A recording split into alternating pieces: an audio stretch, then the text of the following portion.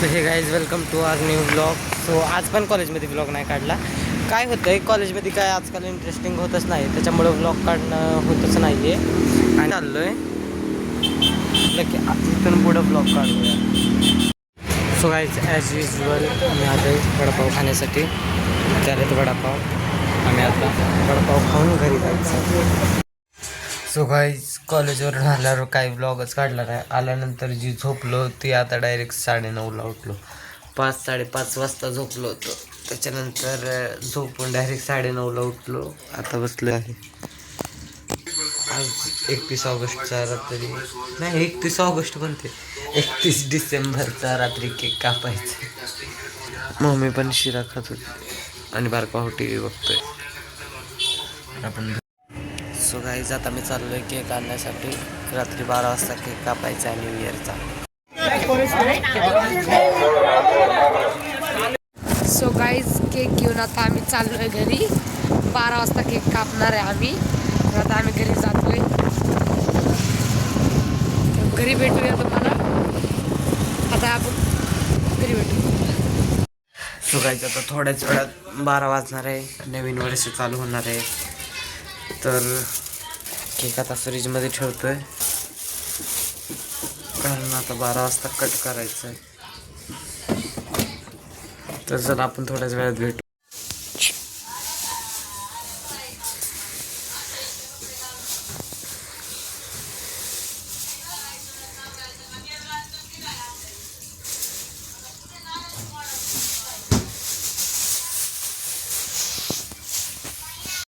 So guys आता cut करतोय cake आणि सगळ्यांना happy new year.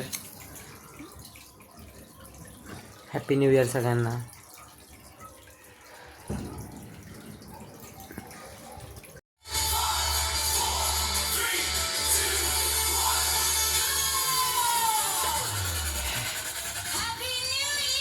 Happy new year.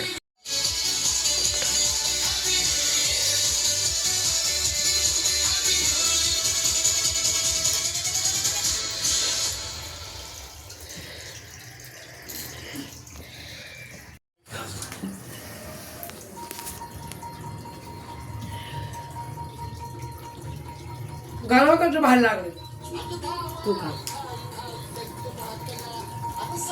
So guys सगळ्यांना हॅपी न्यू इयर अजून एकदा. आणि आता मोठा भाऊ अजून आला नाही, तो बाहेर गेलाय. पप्पा पण नाही आले अजून, बाहेर गेलेले ते गावाला देवाला. आता घरी आम्ही तिघच होतो म्हणून आम्ही तिघांमध्ये केक कट करून सेलिब्रेट केला. मेरी दिदी बाहेर कुठेतरी पार्टीला गेली आहे आणि बाकी आता कोणच नाही म्हणून आम्ही तिघांमध्ये केला new year celebrate. So guys या ब्लॉगला जिथे एंड करूयात. लाईक शेअर कमेंट आणि सबस्क्राईब.